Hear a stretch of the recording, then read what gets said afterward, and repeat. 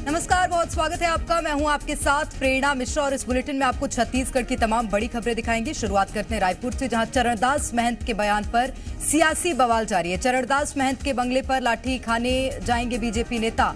थोड़ी देर में बंगले पर पहुंचेंगे भारतीय जनता पार्टी के नेता।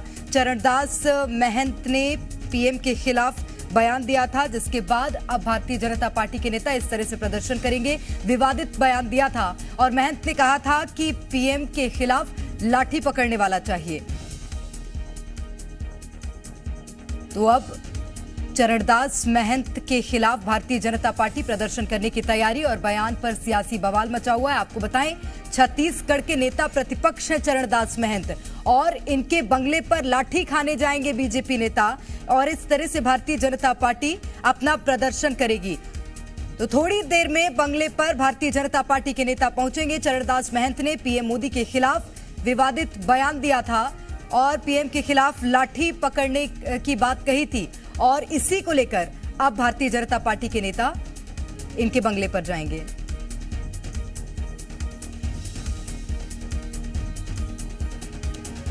तो चलिए सबसे पहले आपको सुनाते हैं कि नेता प्रतिपक्ष चरणदास महंत ने क्या कुछ कहा था। हमला लाठी धरैया आदमी चाहिए, नरेंद्र मोदी के मूड फोरैया आदमी चाहिए और रात दिन तंग करके यहाँ ले चीन भेजने वाला आदमी चाहिए। हमला लाठी धरैया आदमी चाहिए।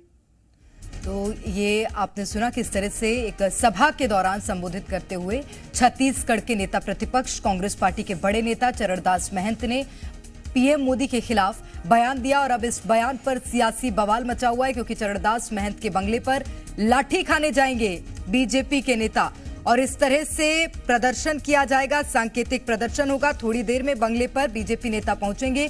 चरणदास महंत ने पीएम के खिलाफ ये विवादित बयान दिया था और ज्यादा जानकारी लेंगे इस वक्त हमारे साथ सीधे रायपुर से एसोसिएट एडिटर रुपेश गुप्ता जुड़ गए हैं। रुपेश, चरणदास महंत के बयान पर अब किस तरह से भारतीय जनता पार्टी का प्रदर्शन होना है, बताइएगा।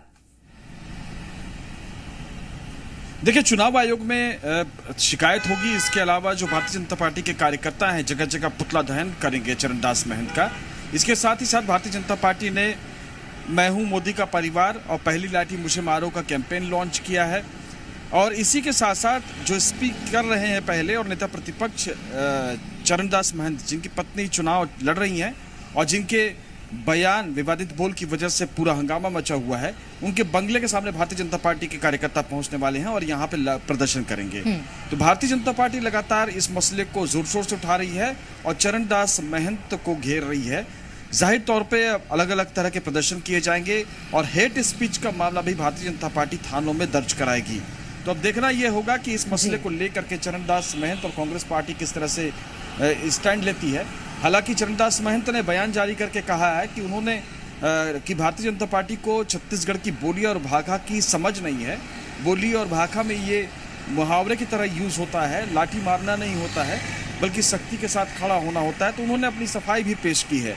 लेकिन जिस तरह से चरणदास महंत की पत्नी चुनाव लड़ रही हैं, जिस तरह से राजनांदगांव के हालात हैं, लगातार एक के बाद एक विवाद के बीच में भूपेश बघेल वहां पे प्रचार कर रहे हैं, तो जाहिर तौर पे इस बयान के बाद कांग्रेस की मुश्किलें बढ़ सकती हैं। निश्चित रूप से। और अब इसके बाद कितनी मजबूती से कांग्रेस पार्टी खड़ी होती है चुनावी मैदान में, ये भी देखना होगा, क्योंकि बीजेपी लगातार हमलावर है। मैं लौटूंगी रुपेश आपके पास। फिलहाल के लिए आपका बहुत शुक्रिया, आप बने रहेगा हमारे साथ।